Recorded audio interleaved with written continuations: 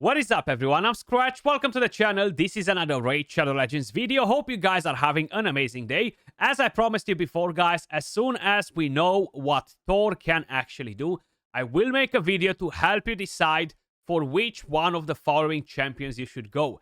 Freya, the guaranteed legendary that comes from the deck of fate, or Thor, the fusion champion. Now, a lot of you guys are in a position where you're just not able to get both of these events done, so you cannot get both of the champions, and hopefully this will shed some clarity on what champion will benefit your account more.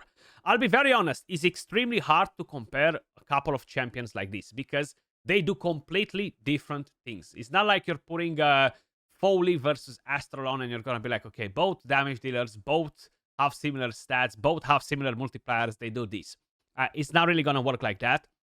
But what I kind of like wanna offer you in today's video, guys, is basically the pros, the cons, and I'm gonna have a full breakdown of what these champions can actually do for your account. So maybe if you're lacking one of them, it will make it more clear. Okay, I'm gonna go for Thor because I need that. I'm gonna go for Freya because I need that, basically. So Freya, guys, is going to be a guaranteed legendary from a deck of fate. Usually this costs around 20 sacreds, okay? And you don't necessarily need to open exactly 20 sacreds. It's basically the amount of points, right? The equivalent of approximately 20 sacreds. They can go up and increase it to like 25 or something. I wouldn't really be surprised if they are doing something crazy. When we are talking about a fusion champion, unfortunately is not in the game just yet.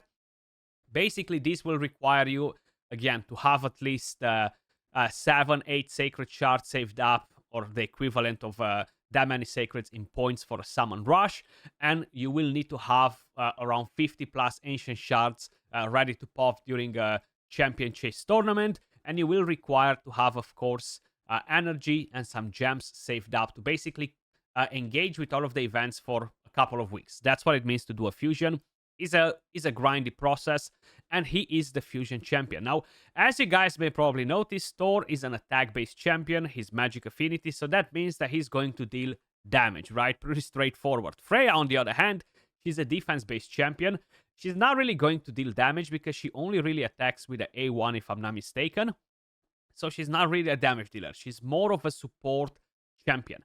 So basically, the very first thing you should ask yourself, guys, to help you decide which one of them will benefit your account more is, do I have enough damage dealers? Do I need more damage dealers for the Hydra clan boss? Do I need more damage dealers to help me on the waves?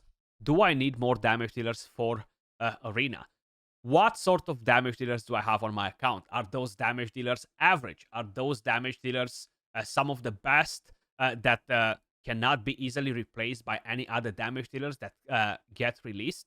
Right? Because Thor, he might not look like he's the most OP one, but trust me when I'm telling you that. That's a fusion that a lot of you guys won't want to skip, okay? And we're going to get to more details in a second. Then, on the other hand, you might be in the situation where, well, I have plenty of damage. I have some of the most OP damage dealers in the game, so I'm trying to basically look at some amazing support. Freya right here will have a chance to provoke with an A1, which is an AoE skill, pretty nice. A chance to counterattack whenever the shield is broken by damage. She will put increased defense on all of your team and a nice shield, which is definitely not a bad skill on a 3-turn cooldown. And with this one, will cleanse all of your team, will give them immunity, and will give them Thermiter. So amazing support from a champion like this one on a 3-turn cooldown. There are not many champions in the game that will be able to cleanse, put block debuffs, give you Thermiter, give you shield, give you increased defense. You're not really getting healing from her, but she offers you pretty much everything else, you know? So you gotta look at your support champions. What support champions do I have on my account? Do I need a cleanser? Do I need a champion that gives me a shield? Do I need another champion to give me increased defense? Do I need another Thermiter booster? And honestly, she won't be the best Thermiter booster because she's only going to be like the secondary Thermiter booster, right? But what makes Freya really special, and this is something that will mainly impact arena, okay? And that is the passive. A lot of you guys will want to have something like this for arena. Personally, I would love to have a champion like her with this passive. So basically, a Of course, it will increase her defense each time an ally inflicts a critical hit. That helps with the shield, just helps with her survivability overall. But what's really important is this active effect on a 5-turn cooldown. Prevents the death of the ally with the highest crit damage, except this champion, and keeps them alive with 1 HP when hit with a fatal hit. Of course, only one of these skills can actually work if there are multiple Freyas in the team. Then heals that ally by 20% of their max HP and activates an instant turn effect on them. So basically, they're instantly going to take a turn, they will get some healing, and bang, they will probably give you a chance at winning the fight. If I'm going to go in a fight with her and a nuker, she's going to keep that nuker alive. Now, of course, it's not going to work with multi-hits. If I have a Krutraxa going versus a Freya team with, I don't know, a Rotos, right? The first hit might proc Rotos' passive. The second hit will proc her passive, okay? The third hit will kill Rotos, okay? So multi-hits will counter this passive. One thing to keep in mind. So overall, this can be very nice for live arena. It can be very nice in general for arena, right? In PvE, this won't really be as impactful. Yes, in some situations, if you're struggling with some bosses, it might help you to keep your nuker alive, and it might give you that edge to basically have a chance at defeating the boss. But this skill right here will shine the most in PvP. So right now that you kind of like understood what you need to look for, are you a PvP guy? Do you care about PvP? Are you struggling with PvP? Are you trying to push for missions to get Ramantu done?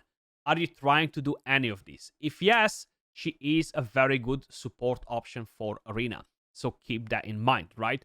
Now, the thing is, these champions won't disappear from the game. You're going to be able to summon all of the Asgardian champions, including Freya, including Odin, including Loki, and including Thor, forever, okay? It's not like this is an event, the event will end and the champions will disappear. So we will have plenty of different chances to summon Freya in the near future. Plenty of chances to summon Thor in the far future, once they're going to start putting him on 15x events and stuff like that. So if you can only get one of these champions, right, you really need to take all that in consideration.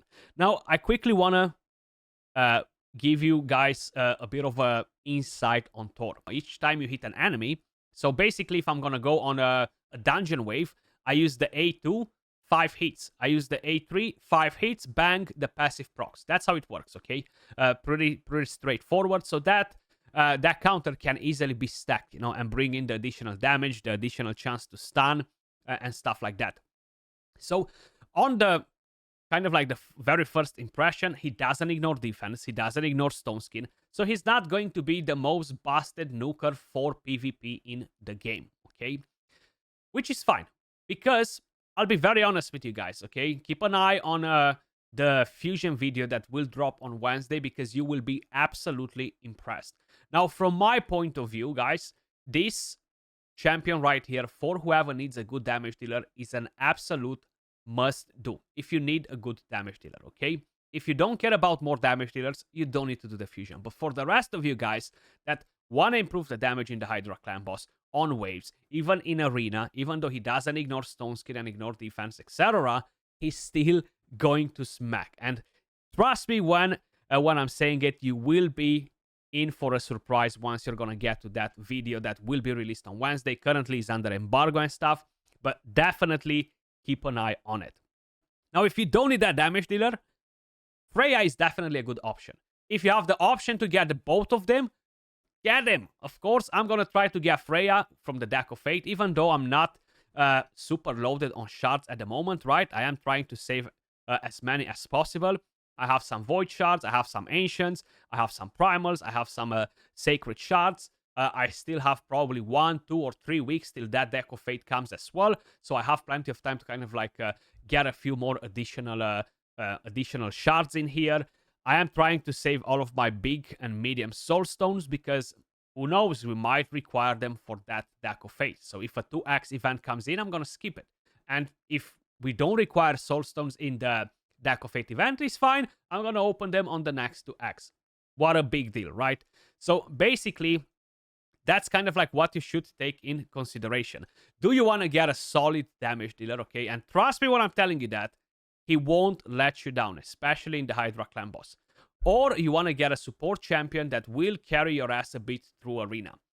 So decide, okay, if you cannot get both of them. But I cannot tell you that Thor is better than Freya, and I cannot tell you that Freya is better than Thor, because it's impossible to compare them. They are completely different champions. So that's why I wanted to share with you this insight and basically to understand what they're doing. Now, pros and cons for each one of these champions, guys. Thor overall will just bring you damage, okay? Freya will bring you support. And I feel like overall you could potentially use Freya in more areas than you could use Thor and still get value for a longer duration of time. If we're talking about dungeons, you're going to get a Seer and a Renegade. You're going to use Seer on waves, right? Because it's much faster. So then you're not really going to run Thor on there. But he smacks bosses as well, okay? So that's another thing. He does a lot of damage on bosses.